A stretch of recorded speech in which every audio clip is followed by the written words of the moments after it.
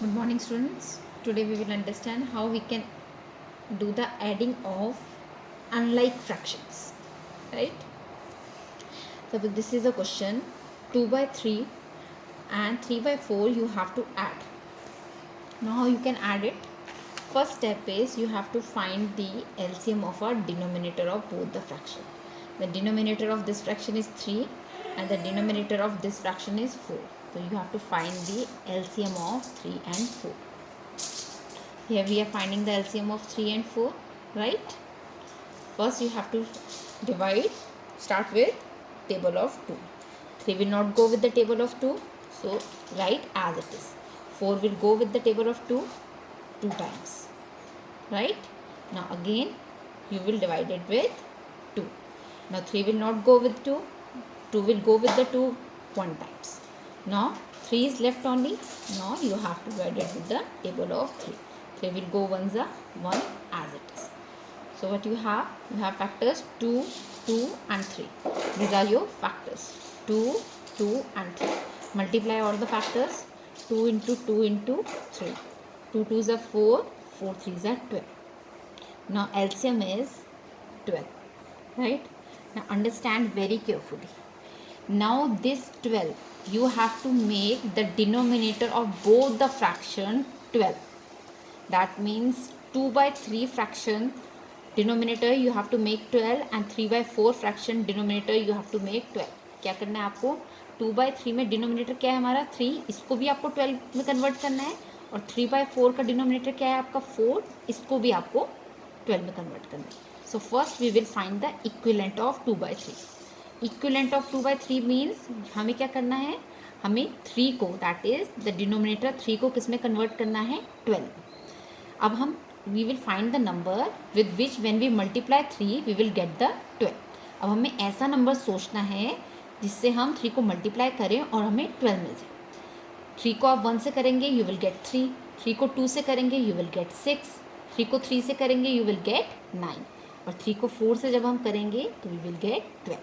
तो हमें वो नंबर मिल गया है that is 4 is the number. अगर हम 4 से 3 को मल्टीप्लाई कर लें तो we will get the 12. So 4 is the number. Now to make a equivalent fraction आपको 4 से डिनोमिनेटर को भी मल्टीप्लाई करना पड़ेगा और न्यूमरेटर को भी मल्टीप्लाई करना पड़ेगा.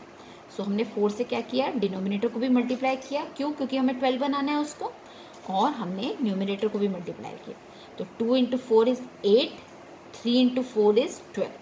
तो फ्रैक्शन किस में कन्वर्ट हो गया हमारा 2 by 3 का इक्विवेलेंट फ्रैक्शन क्या निकल गया हमारा 8 by 12. अंडरस्टूड. अब नेक्स्ट फ्रैक्शन हमारा क्या है 3 by 4. Now we have to find the equivalent of 3 by 4. 3 by 4 equivalent means first you have to convert the denominator that is 4 into a 12. तो हम 4 को किस नंबर से मल्टीप्लाई करेंगे कि हमें 12 मिल जाए. तो 3 is the number, right. 1 by 1 you have to think the number. Now 3 is the number with which when we multiply 4 we will get the 12. So equivalent बनाने के लिए हमें क्या करना पड़ेगा 3 और 4 दोनों को मल्टीप्लाई करना पड़ेगा 3 से. दैट मीन्स न्यूमरेटर को भी और डिनोमिनेटर को भी दोनों को मल्टीप्लाई करना पड़ेगा हमें 3 से. 3 को 3 से किया you will get 9. 4 into 3 12. So the equivalent of 3 by 4 fraction is 9 by 12. और हमारे न्यू फ्रैक्शंस कौन कौन से हो गए हमारे 8 by 12 and 9 upon 12. 8 upon 12 and 9 upon 12. Now 12 that is the denominator in both the fraction is same. So you will write one time. Numerator is different.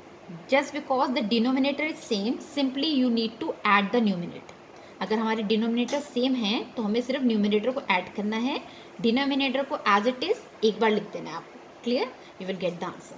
So denominator is same, you will write one time and numerator is different.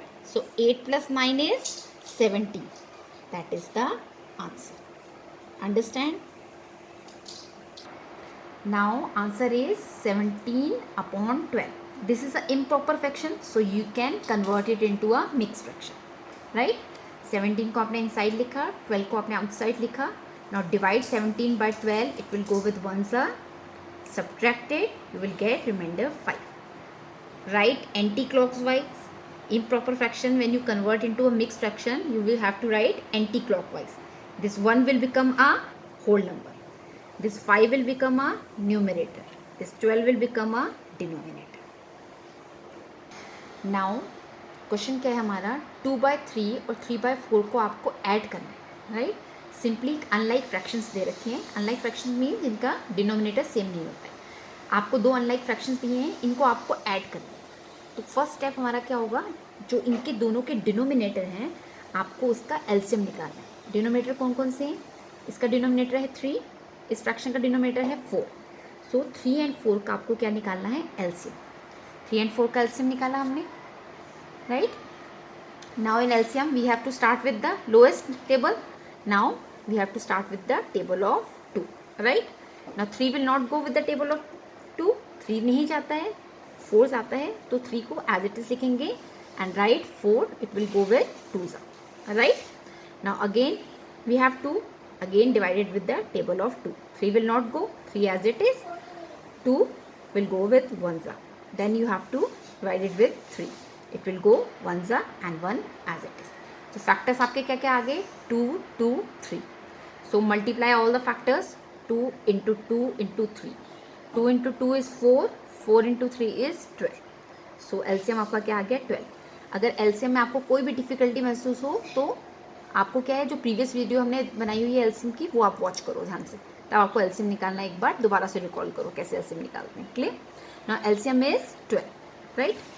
Now इस 12 से हमें क्या समझना है कि हमें दोनों के दोनों फ्रैक्शंस के डिनोमिनेटर को 12 बनाना है. दैट मीन्स 2/3 का डिनोमिनेटर क्या है, 3, इसको भी हमें क्या बनाना.